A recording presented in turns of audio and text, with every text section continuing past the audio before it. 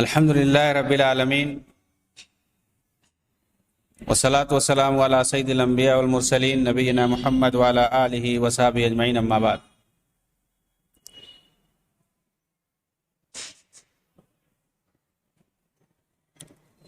قال النبی صلی اللہ علیہ وسلم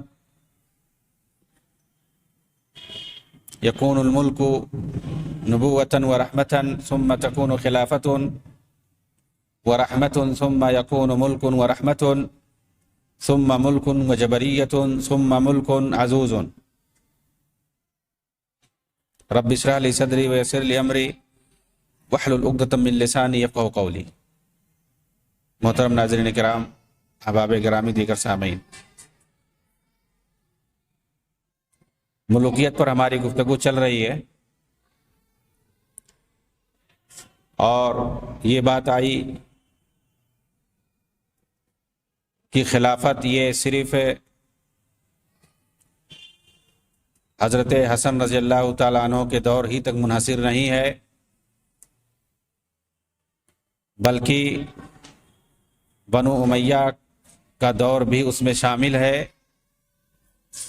اور ایک پوائنٹ یہ بھی معلوم رہے کہ کسی خلیفہ کو بادشاہ کہنا، ملک کہنا، یہ کوئی غلط نہیں ہے۔ بادشاہ بھی ہو سکتا ہے، خلیفہ بھی ہو سکتا ہے، ایک نبی بھی بادشاہ ہو سکتا ہے، ایک خلیفہ بھی بادشاہ ہو سکتا ہے، اس کو ہم بادشاہ بول سکتے ہیں، اس میں کوئی حرج نہیں ہے۔ اور یہ کہ خلافت یہ صرف اور صرف حضرت علی اور حضرت حسن ہی کے دور تک منحصر نہیں ہے، بلکہ یہ بنو امیہ کا دور بھی اس میں شامل ہے، جیسا کہ 12 خلیفہ والی روایت سے پتہ چلتا ہے۔ لا یزال الاسلام عزیزا الی 12 خلیفۃ، 12 خلفاء جب تک نہیں پیدا ہو جائیں گے، 12 خلفاء کے دور تک اسلام مضبوطی کے ساتھ کھڑا رہے گا، یعنی اس کے بعد انتشار ہوگا، ایک خلیفہ نہیں رہ جائے گا، مختلف خلفاء رہیں گے بیک وقت۔ اور یہ چیز دیکھی گئی کہ بنو امیہ کے آخری دور میں بیک وقت کئی ایک خلفاء پائے گئے، حتیٰ کہ عباسی دور کے اندر مختلف جگہوں پر کئی حکومتیں قائم ہو گئیں، جہاں تک حضرت سفینہ رضی اللہ تعالیٰ عنہ کی حدیث ہے کہ میری نبوت کے بعد 30 سال خلافت ہوگی، پھر بادشاہت کا دور شروع ہو جائے گا۔ تو پہلے یہ سمجھ لیں کہ یہ حدیث مختلف ہی ہے، لیکن اگر اسے صحیح مان لیا جائے تو اس کی توجیہ یہ کی جائے گی کہ وہ 30 سال کی خلافت جو ہوگی وہ علی منہاج النبوہ ہوگی، یہی مراد ہے۔ جو خلفائے اربعہ پہ ختم ہو جاتی ہے، اس کے بعد پھر خلافت رہے گی، لیکن وہ بادشاہت کے طرز پر ہوگی۔ حضرت علی کے بعد یہ بہت ہی غور سے سننے والی بات ہے، بہت پوائنٹ والی بات ہے کہ 30 سال جو آپ نے کہا تو یہ خلفائے اربعہ پہ ختم ہو جاتا ہے یہ دور، اور اس کے یہ جو 30 سال ہے، یہ خلافت جو ہوگی یہ علی منہاج النبوہ ہوگی، اور اس کی صراحت بھی آئی ہے۔ پھر اس کے بعد جو خلافت چلے گی وہ موروثی خلافت ہوگی، اور اسی کو بادشاہت بھی آپ کہہ سکتے ہیں۔ چنانچہ حضرت علی کے بعد ان کے بیٹے حضرت حسن بنے خلیفہ، تو حضرت علی کے بعد موروثی خلافت شروع ہو گئی، پھر اس کے بعد وہ دستبردار ہو گئے، حضرت معاویہ بنے، پھر ان کے بیٹے یزید بنے۔ تو اس طرح سے آپ دیکھیں گے کہ حضرت علی کے بعد خلافت یہ موروثی ہو گئی ہے، موروثی خلافت کا سلسلہ چل پڑا ہے، اور اسے آپ بادشاہت کہہ سکتے ہیں، اور بادشاہت کہنے میں کوئی حرج نہیں ہے، چاہے بادشاہت ہو چاہے خلافت ہو، اگر وہ کتاب و سنت کے مطابق بادشاہت ہے یا خلافت ہے تو پھر صحیح ہے۔ طبرانی کی مشہور روایت جسے علامہ البانی نے صحیح کہا ہے، اس بادشاہت میں کچھ تو رحمت ہوگی اور کچھ زحمت ہوگی، اس طرح کی بات آئی ہوئی۔ یعنی یہ 30 سال تک جو بادشاہ خلافت ہوگی یہ منہاج النبوہ پر قائم ہوگی. اس کے بعد جو خلافت آئے گی وہ بادشاہت ہوگی. اس کے اندر کچھ رحمت ہوگی کچھ زحمت ہوگی، دونوں طرح کی ہوں گی. مطلب یہ ہوا کہ جو 30 سال تک چلے گی خلافت وہ بالکل نبوی منہج پر ہوگی. اس کے اندر صرف اور صرف رحمت ہوگی. لیکن اس کے بعد وہ موروثی خلافت ہو جائے گی جسے ہم بادشاہت بھی کہہ سکتے ہیں. اس کے اندر دونوں پہلو ہوگا، رحمت بھی زحمت بھی، عدل و انصاف بھی ظلم و زیادتی بھی، تو دونوں طرح سے رہے گا. صحابہ کرام کو اللہ کے رسول نے سمجھایا جب جب بھی کوئی ظالم خلیفہ ہوگا تو اس کے ظلم پر صبر کرنا. تو اس کے بعد یہ سلسلہ چل پڑا، خلافت کا سلسلہ جو چلا اس کے بعد وہ موروثی چلا. اس میں بعض اوقات انصاف پرور، انصاف اور عدل پرور بادشاہ آتے تھے، خلیفہ آتے تھے، اور بعض مرتبہ ظالم بھی آتے تھے. چنانچہ حدیث کے الفاظ ہیں یکون الملک نبوۃ الرحمہ، بادشاہت یعنی حکمرانی پہلے یہ نبوت ہوگی رحمت کے ساتھ، یعنی اپنی زندگی کو مراد رہے ہیں اللہ کے رسول. ثم تکون خلافۃ ورحمۃ، پھر اس کے بعد رحمت والی خلافت ہوگی. ثم یکون ملک ورحمۃ، پھر رحمت والی بادشاہت ہوگی. ثم ملک وجبریۃ، پھر اس کے بعد جبر والی بادشاہت ہوگی. ثم ملک عزوز، پھر کاٹ کھانے والی بادشاہت ہوگی. یہ لوگ یہاں پر دیکھیں رحمت والی خلافت. اس کے بعد پھر دوسرے نمبر پہ رحمت والی خلافت کون ہے؟ یہ خلفائے اربعہ کی ہے. پھر اس کے بعد رحمت والی بادشاہت، اب یہ کہاں سے کس کو مانیں گے؟ پھر اس کے بعد جبر والی بادشاہت کس کو مانیں گے؟ پھر اس کے بعد کاٹ کھانے والی بادشاہت کس کو مانیں گے؟ یہ ساری کیٹیگری حدیث میں آئی ہوئی. یعنی سب کو چھوڑ کر کے آخر والا حضرت معاویہ کو کہہ دیتے ہیں، جبکہ خلافت راشدہ کے معن بعد حضرت معاویہ کی خلافت شروع ہو جاتی ہے، اسی کو کہتے ہیں کاٹ کھانے والی ملوکیت، جبکہ اس کا درجہ بہت بعد میں بتایا گیا ہے. درج والا آیات اور احادیث اور دور نبوی کی روشنی میں یہ ثابت ہو جاتا ہے کہ بادشاہت کوئی بری چیز نہیں ہے، بلکہ یہ ایک نعمت خداوندی ہے. ایک بادشاہ جب اللہ کی خوشنودی کی خاطر کتاب و سنت کی روشنی میں حکومت کرتا ہے تو وہ رحمت ہوتا ہے. اس سے ہمیں پتہ چلا.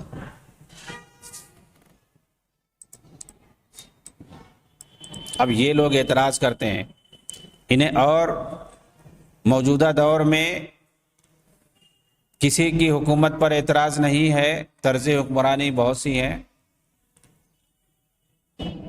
کہیں جمہوریت ہے، کہیں فوجی حکومت ہے، کہیں کمیونزم ہے، جبری حکومت ہے، کہیں ڈکٹیٹرشپ ہے، کہیں بادشاہی حکومت ہے، کہیں مطلق العنان حکومت ہے. مختلف طرز کی حکومتیں پائی جاتی ہیں خود عالم اسلام کے اندر. لیکن ان لوگوں کو صرف اور صرف پریشانی ہے کس سے؟ سعودی ملوکیت سے.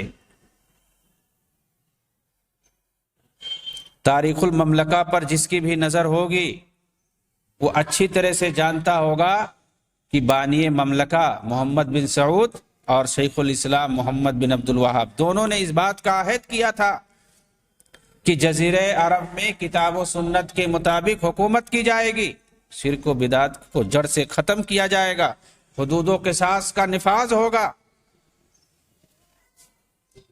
اور یہ بادشاہت، یہ حکومت اسی وعدے پر آج بھی قائم ہے. حرمین شریفین کی حفاظت کے ساتھ ساتھ کتاب و سنت کے نشر و اشاعت جاری ہیں، اور تمام شعبوں میں کتاب و سنت ہی کی بالادستی کو قبول کیا جاتا ہے، تسلیم کیا جاتا ہے. حدود و قصاص کا نفاذ ہے. چنانچہ علامہ ابن باز کہتے ہیں سعودی حکومت بہترین سلفی حکومت ہے قرون مفضلہ کے بعد پوری تاریخ اسلام میں. قرون مفضلہ کے بعد اگر دیکھا جائے تو سعودی ملوکیت سے بہتر کوئی ایسی حکومت نہیں پائی جاتی جس نے توحید اور سلفی عقیدے کی اس قدر نشر و اشاعت کی ہو.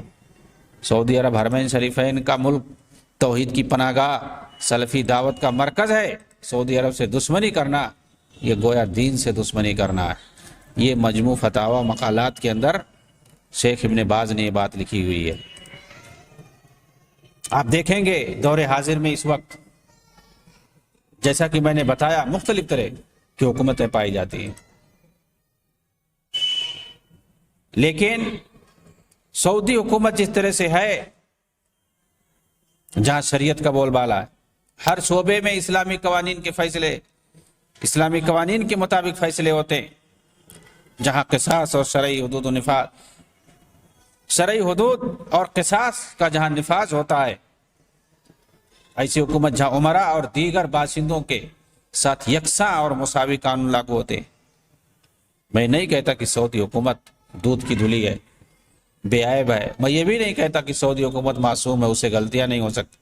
سعودی حکومت نہ تو دور نبوی کا نمونہ ہے، نہ ہی خلفائے راشدین کے دور کی خلافت ہے، لیکن میں یہ ضرور کہہ سکتا ہوں کہ موجودہ وقت میں پائی جانے والی 56 اسلامی ممالک میں سعودی حکومت سے بہتر اور اسلامی قوانین اور شرعی حدود کے نفاذ کرنے میں اس جیسی کوئی حکومت آپ کو نہیں ملے گی موجودہ دور میں. اس وقت دنیا میں آپ کو مختلف طرز کی حکومتیں ملیں گی، کہیں جمہوری پارلیمانی حکومت، کہیں جمہوری صدارتی حکومت، کہیں جمہوری کمیونسٹ حکومت، کہیں مطلق العنان آمرانہ حکومت، کہیں مطلق العنان شاہی حکومت، تو کہیں شورائی شاہی حکومت. اور ہر ایک حکومت کے پاس دستوری نظام ہے جس کے تحت وہ اپنے اپنے ملک میں حکومت کرتے ہیں.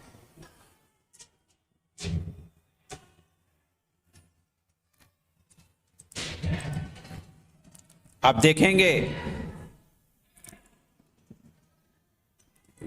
آپ جائیں گوگل کے اندر انٹرنیٹ پہ نظام المملکہ السعودیہ، مملکت سعودی عرب کا دستور اور وہاں کا نظام کیسا ہے، آپ کو ملے گا تفصیل سے. النظام الاساسی للحکم فی السعودیہ، وہاں کا دستور کیا ہے، کیا لکھا ہوا ہے ان کے دستور میں، کس طرح سے وہ حکومت کر رہے ہیں. ہر ملک کا اپنا دستور ہوتا ہے، سعودی کا بھی دستور ہے. آئیے دیکھتے ہیں کہ وہاں کا دستور کیسا ہے.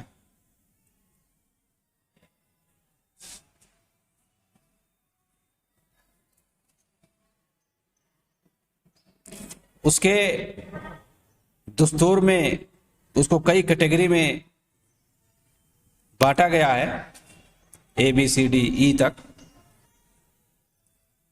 دیکھیے لکھا کیا ہوا ہے، نظام الحکم فی المملکہ العربیہ السعودیہ ملکیون، بلکہ ملکیون. مملکت سعودی عرب کے اندر نظام حکومت جو ہے وہ شاہی ہوگا، یعنی بادشاہی نظام ہوگا.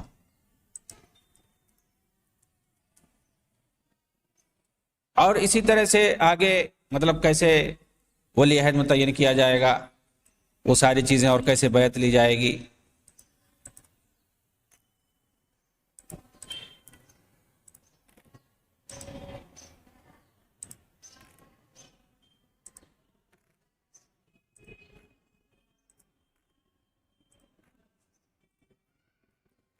اس کے آخر میں سعودی دستور اساسی کے دوسرے باب کے تحت آرٹیکل نمبر 7 میں اس بات کی وضاحت ہے، یعنی بادشاہ کو مقرر کرنے اور پھر اس کے بعد ولی عہد متعین کرنے کس طرح سے کیا جاتا ہے. اس کے بعد دستور کے اندر نظام کس طرح سے ہوگا، حکمرانی کیسے کی جائے گی، یعنی طرز حکمرانی کیسی ہوگی، اس پر گفتگو کرتے ہوئے کہتے ہیں استمد الحکم فی المملکہ العربیہ السعودیہ سلطتہ من کتاب اللہ و سنت رسولہ. حکومت سعودی عرب کے اندر حکمرانی کا ماخذ اور مرجع صرف اور صرف کتاب اللہ اور سنت رسول ہے. سعودی عرب کے نظام حکومت اور اس کے تمام شعبہ جات پر انہی دونوں کو بالادستی حاصل ہے۔ آرٹیکل نمبر 7 کے اندر اس بات کی وضاحت، وَهُمَ الْحَاكِمَانِ عَلَى هَذَا النِّظَامِ وَجَمِيعُ أَنظِمَةِ الدَّوْلَةِ، کتاب و سنت، قرآن اور حدیث، ان دونوں کو بالادستی حاصل ہے نظام حکومت اور تمام شعبہ جات پر، عَلَى هَذَا النِّظَامِ وَجَمِيعُ أَنظِمَةِ الدَّوْلَةِ، یہ جو ولی عہد بنایا گیا، یہ جو بادشاہ بنایا گیا اور اس کا جو پورا سسٹم ہے، ان سب پر کس کی حکمرانی ہوگی، کس کو بالادستی حاصل ہوگی؟ وہ چاہے ولی عہد ہو، چاہے بادشاہ ہو، چاہے کوئی بھی وزیر ہو، سب پر کتاب و سنت کی بالادستی حاصل ہوگی۔ اسی باب کے اندر آرٹیکل نمبر 8 میں اس بات کی وضاحت ہے، یقوم الحکم فی المملکہ علی اساس العدل والشورى والمساوات وفق الشریعہ، مملکت سعودی عرب کے اندر حکمرانی شریعت اسلامیہ کے مطابق عدل و انصاف، شورائیت اور مساوات پر قائم ہے۔ یہ آرٹیکل نمبر 8 میں۔ چوتھے باب کے آرٹیکل نمبر 21 میں زکوٰۃ کے نفاذ کا ذکر ان الفاظ میں آیا، تجب الزکوٰۃ وتنفق فی مصارف الشرعیہ، حکومت کی جانب سے زکوٰۃ کی وصولی کی جائے گی اور پھر اسے شریعت کے بتائے ہوئے مصرف میں خرچ کیا جائے گا۔ اسی دستور کے مطابق پورے مملکہ میں جگہ جگہ سرکاری رفاہی ادارے قائم ہیں، جہاں سے مستحقین زکوٰۃ رجوع کر کے اپنا حق حاصل کرتے رہتے ہیں۔ پانچواں باب جو ہے وہ پورے باشندوں کے حقوق اور واجبات کے لیے خاص ہے۔ اسی باب کے تحت آرٹیکل نمبر 23 میں یہ وضاحت ہے، تحمی الدولہ عقیدۃ الاسلام وتطبق شریعتہ وتأمر بالمعروف وتنہی عن المنکر وتقوم بواجب الدعوہ الی اللہ، حکومت اسلامی عقیدے کی حفاظت کرے گی، شریعت کو نافذ کرے گی، امر بالمعروف اور نہی عن المنکر کا فریضہ انجام دے گی، نیز دعوت الی اللہ کے واجبات کو پورا کرے گی، اور یہ ساری چیزیں جاری و ساری ہیں مملکہ کے اندر۔ یہ آرٹیکل نمبر 23 میں لکھا ہوا ہے دستور کے باب نمبر 5 میں۔ اسی باب نمبر 5 کے آرٹیکل 24 کے اندر حرمین شریفین کے تعلق سے حکومت کی ذمہ داری کو ان الفاظ میں بتایا گیا ہے، تقوم الدولہ باعمار حرمین شریفین الی آخر۔ ترجمہ یہ ہے کہ حرمین شریفین کو جن خدمات کی ضرورت ہوگی انہیں حکومت ہر طرح سے پورا کرے گی، اور حج، عمرہ اور زیارت کسی بھی مقصد سے آنے والے تمام لوگوں کی امن و سلامتی کی خاطر حکومت حرمین پر پوری توجہ دے گی، تاکہ لوگوں کے لیے ہر طرح کی سہولت اور اطمینان میسر ہو سکے۔ اسی باب نمبر 5 کے تحت حقوق انسانی کی وضاحت آرٹیکل نمبر 26 میں اس طرح کیا گیا ہے۔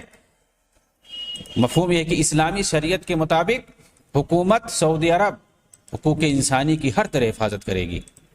اسلامی دفاع کے بارے میں اسی باب کے تحت آرٹیکل نمبر 33 میں اس کی وضاحت ہے کہ اسلامی عقیدہ، حرمین شریفین، سماج اور وطن کی حفاظت اور ان کی دفاع کی خاطر حکومت مسلح افواج بھی بنا کر تیار رکھے گی۔ سعودی دستور اساسی کے 6 باب کو حکومت کی انتظامی، قانونی اور تنفیذی ڈھانچے کے لیے خاص کیا گیا ہے۔ باشندوں کی خوشحالی، امن و سلامتی کی خاطر دوسرے ممالک کی طرح سعودی نظام حکومت کو بھی انتظامیہ، عدلیہ اور مقننہ میں تقسیم کیا گیا ہے، اور ہر ایک اپنے اپنے دائرے میں رہ کے کام کر رہے ہیں، کوئی کسی میں دخل اندازی نہیں کرتا۔ ہر تینوں جگہ شرعی اصولوں اور اسلامی قوانین کی پابندی ضروری ہے۔ چنانچہ اسی باب کے تحت آرٹیکل نمبر 45 میں شرعی اصولوں کی پابندی کی وضاحت ان الفاظ میں آئی ہوئی ہے، مملکت سعودی عرب کے اندر فتویٰ دینے کا مرجع و مصدر صرف کتاب اللہ اور سنت رسول ہوگا۔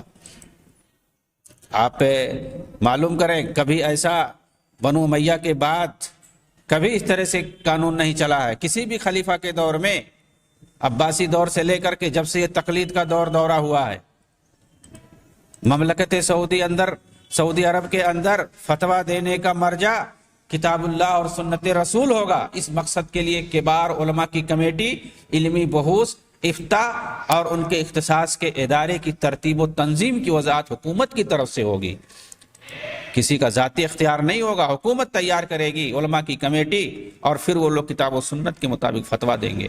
اسی لیے وہاں آپ کسی سے بھی فتویٰ نہیں پوچھ سکتے، اور کوئی بتائے گا بھی نہیں آپ کو کہ کسی کو بھی بھائی اس میں کیا فتویٰ ہے، اس میں کیا مسئلہ ہے۔ وہ فوراً رجوع کریں، کہیں گے کہ وہاں پہ معلوم کیجئے، وہ آپ کو فوراً نمبر بتائیں گے، وہ آپ کو فوراً جگہ بتائیں گے کہ وہاں پہ جا کے آپ فتویٰ لکھ دیں، آپ کو فتویٰ مل جائے گا۔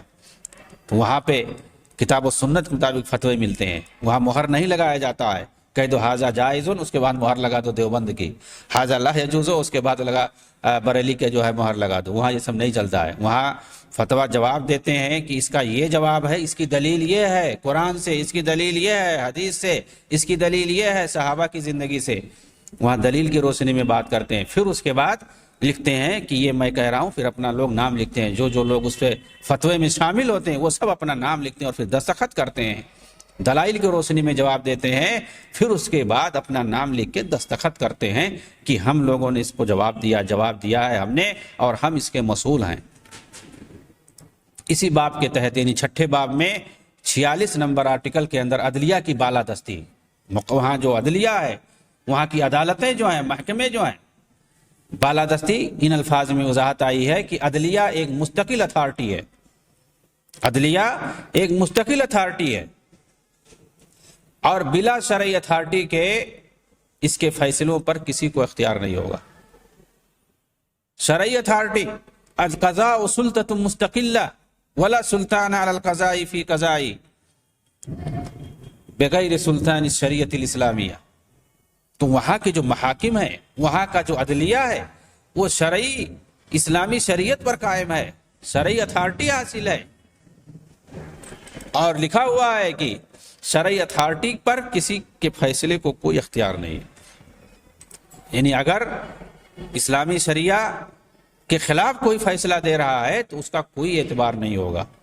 نیز اسی باب کے تحت یعنی باب نمبر 6 میں آرٹیکل نمبر 48 کے اندر عدلیہ پر کتاب و سنت کی بالادستی کو ان الفاظ میں واضح کیا گیا ہے: تطبق المحاکم علی القضایا المعروض امامها احکام الشریعۃ الاسلامیہ وفقا لما دل علیہ الکتاب والسنہ وما یصدر ولی الامر من انظمۃ لا تتعارض مع الکتاب والسنہ۔ عدالتوں کے اندر پیش کیے گئے تمام قضائے، تمام کیسز جو ہیں، ان کے اندر کتاب و سنت کی روشنی میں احکام شریعت کو نافذ کیا جائے گا۔ یہ 48 نمبر آرٹیکل میں لکھا ہوا ہے 6 نمبر باب میں۔ اور اسی طرح حاکم وقت کی طرف سے جو نظام پیش کیے جائیں گے انہیں بھی کتاب و سنت سے متعارض نہ ہونے کی صورت میں عدالتیں نافذ کریں گی۔ یعنی اگر دنیاوی اعتبار سے بادشاہ یا ولی عہد کوئی قانون نافذ کرنے کے لیے کہے گا تو عدلیہ کی طرف سے اسی وقت ان کو اپروول ملے گا، ان کو پاس کیا جائے گا، ان پر دراسہ کرنے کے بعد کہ کیا یہ احکام کتاب و سنت سے ٹکرا رہے ہیں یا نہیں ٹکرا رہے۔ اگر نہیں ٹکرا رہے تو انہیں پاس کیا جائے گا، تبھی انہیں نافذ کیا جائے گا۔ مذکورہ بیانات سے واضح ہوا کہ مملکت سعودی عرب کے اندر اسلامی شریعت کے مطابق جو دستور نافذ ہے وہ دنیا کے موجودہ تمام 56 مسلم ممالک میں کہیں نہیں پایا جاتا ہے۔ ان حقائق کو چھپا کر اگر سعودی نظام کو رافضی، تحریکی، تقلیدی، اخوانی کی افواہوں اور پروپیگنڈوں میں گم کر دیا جائے تو یقیناً سعودی نظام دیگر تمام شاہی حکومتوں میں شمار ہو، اور یہی مملکہ کے تمام حاسدین اور معارضین کا نصب العین بھی ہے۔ لیکن پروپیگنڈوں سے حقائق نہیں چھپتے ہیں۔ محاورہ مشہور ہے، وہ بضدھا تتبین الاشیاء۔ اس کے تحت کبھی نہ کبھی روز روشن کی طرح حقیقت واضح ہو ہی جاتی ہے۔ دعا ہے کہ اللہ رب العالمین مملکہ اور وہاں کے حکمرانوں کو کتاب و سنت اور منہج سلف پر قائم اور دائم رکھے، انہیں تمام حاسدین اور معارضین کے شر سے محفوظ رکھے، وہاں کتاب و سنت کی بالادستی قائم رہے، حرمین شریفین کے موجودہ دور کے ابرہوں کی نظر سے حرمین شریفین کو محفوظ رکھے، اور وہاں ہر طرح کی خوشحالی اور امن و امان اور سلامتی رہے۔ اور یہ لوگ جو ملوکیت کی مذمت کرتے ہیں اور خلافت قائم کرنے کی بات کرتے ہیں، ان سے اگر آپ پوچھیں گے کہ بھائی جہاں جہاں موقع میسر آتا ہے وہاں کیوں نہیں حکومت جب نافذ کرتے ہیں تو وہاں پر شریعت آتی ہے، وہاں پر شریعت کو کیوں نہیں نافذ کیا جاتا ہے، وہاں پہ ایسا دستور کیوں نہیں بنایا جاتا ہے جس طرح سے سعودی کے اندر دستور بنایا گیا ہے۔ ہر شعبے کے اندر کتاب و سنت کی بالادستی کو ثابت کیا گیا ہے۔ وہاں جو افتاء کمیٹی ہے، ہیئت کبار العلماء ہے، ان سب کے اندر کتاب و سنت کی روشنی میں فتوے دیے جاتے ہیں، وہاں پر حدود کے ساتھ قصاص کو نافذ کیا جاتا ہے۔ ایسی حکومت کیوں نہیں بناتے ہو؟ ٹھیک ہے جمہوری حکومت ہے، لیکن وہاں پر یہ ساری چیزیں تو کتاب و سنت کے مطابق چلتی ہیں، چلنا چاہیے۔ سعودی میں بھی سارے قانون ہیں، وہاں بھی مقننہ ہے، عدلیہ ہے، ساری چیزیں ہیں، سب آزاد اپنا کام کر رہے ہیں۔ بس صرف فرق یہ کہ وہاں انتخابات نہیں ہوتے، یہاں پر انتخابات ہوتا ہے۔ انتخاب کی وجہ سے انتخاب کر کے وزراء متعین ہوتے ہیں، ان کی جو وزارتیں ہیں وہاں پر کیا کتاب و سنت کی بالادستی ہے؟ ٹیونس کے اندر اخوانیوں نے حکومت قائم کی، وہاں پر کتاب و سنت کی بالادستی تھی پارلیمنٹ کے اندر یا کسی وزارت کے اندر؟ غزہ کے اندر اخوانیوں کی حکومت ہے، وہاں پر کون سی حکمرانی وہ لوگ کر رہے ہیں؟ یورپ میں جا کر کے کس چیز کی وضاحت کرتے ہیں ہم کون سی حکومت قائم کریں گے؟ مصر کے اندر ان لوگوں نے حکومت قائم کی، کون سی حکومت قائم تھی ان کی؟ مختلف جگہوں پر انہوں نے حکومت قائم کی، لیکن کیا انہوں نے کتاب و سنت کے مطابق فیصلہ کیا؟ کتاب و سنت کو معیار بنایا اپنی حکومت کے اندر؟ بلکہ آپ کو ملے گا الٹا ان لوگوں نے سارا کام کیا ہے۔ چاہے سوڈان کے اندر آپ حسن ترابی کی حکومت کو دیکھ لیں، کس طرح سے اس نے بکواسات کیے۔ آپ ٹیونس کے اندر اخوانیوں کی حکومت دیکھ لیں، راشد غنوسی ہو، جو بھی ہو، ان لوگوں کے دیکھ لیں کیسا ان لوگوں نے برباد کیا ملک کو۔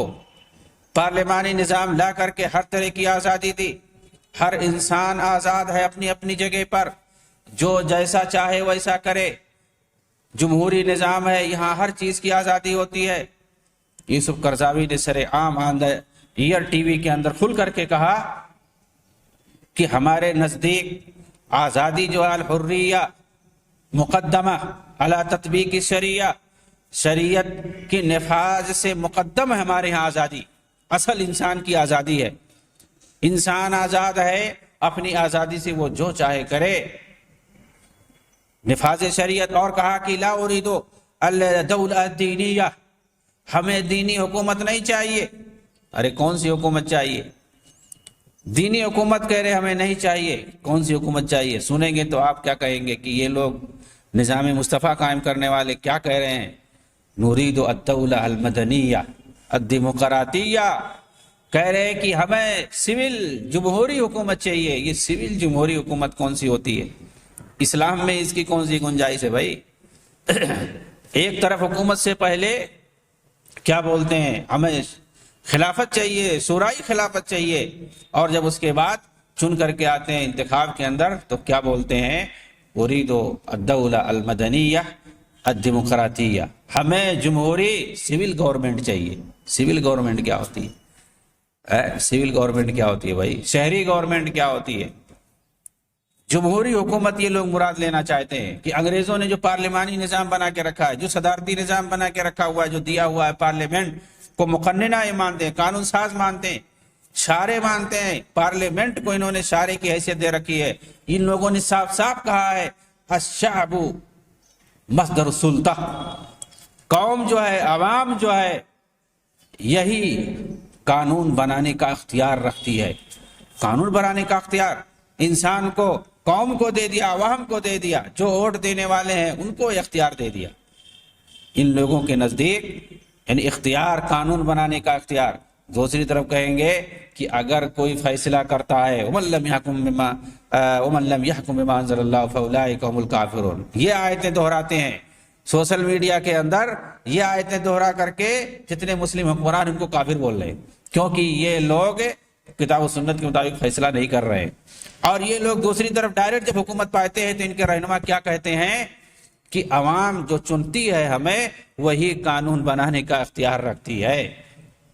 یہ لوگ بالکل جو یہودیوں کی ڈیموکریسی ہے اس کے مطابق فیصلہ کرنے کی بات کرتے ہیں، عوام کو اختیار دے دیتے ہیں۔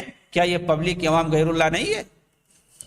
وہ غیر اللہ نہیں ہے، وہ فیصلہ کرے گی، وہ قانون بنائے گی عوام، اور پھر اسی کے حساب سے یہ لوگ حکومت کریں گے۔ کتاب و سنت کو، اللہ رب العالمین کے بنائے ہوئے قانون کو، کتاب و سنت کے اندر جو موجود ہے اس کو بالائے طاق رکھ کر کے یہ سارا اختیار، یہی تو کفر ہے۔ اختیار کسی کو دے دینا قانون بنانے کا اور اسی کے مطابق حکمرانی کرنے کا، یہ کیا ہے؟ یہ چیز ان کو نظر نہیں آتی ہے۔ کیوں؟ کیونکہ یہ سب ان کے رہنما کرتے ہیں۔ ان کے رہنما جو کریں وہ سب صحیح ہے، وہی عین اسلام ہے۔ لیکن دوسرا اگر غلط کرے تو وہ طاغوت ہو گیا، وہ طاغوت ہے، وہ کافر ہے، وہ نظام باطل ہے۔ آپ سنیے، تقریریں سنیے ان لوگوں کی، سمجھ میں آ جائے گا کس طرح سے یہ لوگ نظام باطل باطل چلاتے رہتے ہیں اور خود باطل میں مبتلا رہتے ہیں، اس کو نہیں دیکھتے ہیں۔ 90 سال سے یہ لوگ چیخ رہے ہیں، چلا رہے ہیں، حکومت قائم کر رہے ہیں، لیکن کیا کہیں 90 سال میں ان لوگوں نے کہیں پر کوئی ایسی چھوٹی سی حکومت قائم کی ہو جس کے اندر انہوں نے کتاب و سنت کو نافذ کیا ہو اور کہا ہو کہ ہمارا جو قانون ساز ہوگا، ہمیں جو دستور بنانا ہے، ہم کتاب و سنت کو مانتے ہیں، کتاب و سنت کو ہم مانتے ہیں، ہر شعبے میں کتاب و سنت کی حکمرانی ہوگی، ہر شعبے میں کتاب و سنت کے مطابق فیصلہ کیا جائے گا، چاہے محکمہ ہو، چاہے وہ افتاء کمیٹی ہو، فتویٰ دینا ہو، وہ چاہے کوئی چیز ہو، ہر جگہ کتاب و سنت کا بول بالا ہوگا، اسی کی بالادستی ہوگی۔ کبھی ان لوگوں نے ایسا کیا؟ کبھی نہیں کیا، نہ کر سکتے ہیں۔ کیوں نہیں کر سکتے؟ کیونکہ اہل توحید نہیں ہے، ان کے اندر شرک بدعت ہے، خرافات ہے، تصوف ہے، وحدت الوجود ہے، تقلید ہے۔ ظاہر سی بات ہے جو مقلد ہوگا وہ کبھی نہیں کتاب و سنت کو دے سکتا ہے وہ حیثیت جو ایک اہل سنت اور ایک اہل توحید جو دے سکتا ہے، یہ کبھی نہیں دے سکتے۔ یہ دوسری کتابوں کو دیں گے، دوسری چیزوں کو دے کے اختیار، یہاں سے فیصلہ ہوگا، فقہ حنفی سے فیصلہ کیا جائے گا، فقہ مالکی یا فقہ شافعی سے، یا فقہ جعفری، فقہ جعفری بھی ان کے یہاں چل جائے گا، شیعوں والا، رافضیوں والا۔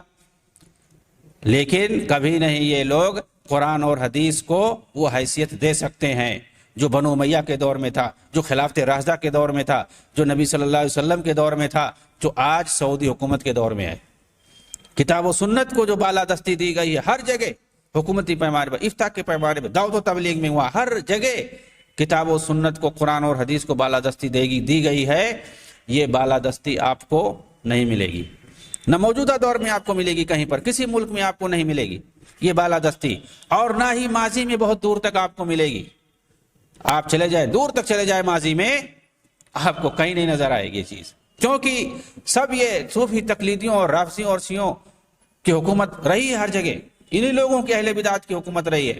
کہیں نہیں دکھیں گی آپ کو، کہیں پر فقہ مالکی کے حساب سے فیصلہ ہو رہا تھا، کہیں پہ حنفی کے حساب سے ہو رہا تھا، کہیں پر فقہ جعفری کے حساب سے فیصلہ ہو رہا تھا، اسی سب کہیں پر اشعری اور ماتریدی کے افکار اور نظریات کے مطابق فیصلے ہوتے تھے۔ آپ کو کہیں نہیں ملے گا۔ چار چار مسلح بنا کر کے دھما چوکڑی مچایا جاتا تھا خانہ کعبہ کے اندر۔ آپ بقیہ گھرقد ہو یا معلّہ ہو، مقبرۃ المعلّہ ہو مکہ کا، یا اور دوسرے مقابر ہوں، بڑے بڑے قبرستان ہوں حجاز کے اندر، آپ دیکھیں گے ان کو یہ لوگ پورا شہر بنا دیتے تھے، بڑی بڑی جو ہے بلڈنگیں بنا دیتے تھے، قبر پہ قبے جبے ساری چیزیں بنا دیتے تھے۔ یہ سب سعودی حکومت نے آ کر کے سب ختم کر دیا۔ اللہ کے رسول صلی اللہ علیہ وسلم نے حضرت علی کو بھیجا تھا کہ جاؤ، کوئی بھی اگر دیکھنا، مجسمہ دیکھنا، اسے ختم کر دینا، کوئی بھی قبر دیکھنا اگر ایک بالی سے اونچی ہے تو اسے برابر کر دینا زمین کے۔ حضرت علی نے اپنے دور میں ایک شخص کو حکم دیا، ابو الحیاج اسدی کو، اور کہا کہ جاؤ، تم بھی جاؤ، جہاں جہاں قبر دیکھنا، اگر بڑی اونچی قبر ہے کوئی تو اسے برابر کر دینا، اور سن لو میں تمہیں جو بھیج رہا ہوں اس لیے کہ اللہ کے نبی نے مجھے بھی ایسے بھیجا تھا اور میں جا کر کے برابر کر کے آیا تھا۔ حضرت علی نے اپنے دور خلافت میں بھی اس طرح سے قبروں کو برابر کرنے کا حکم دیا تھا۔ اس کے بعد بنو امیہ کے دور کے بعد آپ کو نہیں ملے گا اس طرح سے۔ اللہ رب العالمین ہمیں سچی بات کہنے، سننے اور اس پر عمل کرنے کی توفیق عنایت فرمائے، آمین۔ وآخر دعوانا ان الحمد للہ رب العالمین، والسلام علیکم ورحمۃ اللہ وبرکاتہ۔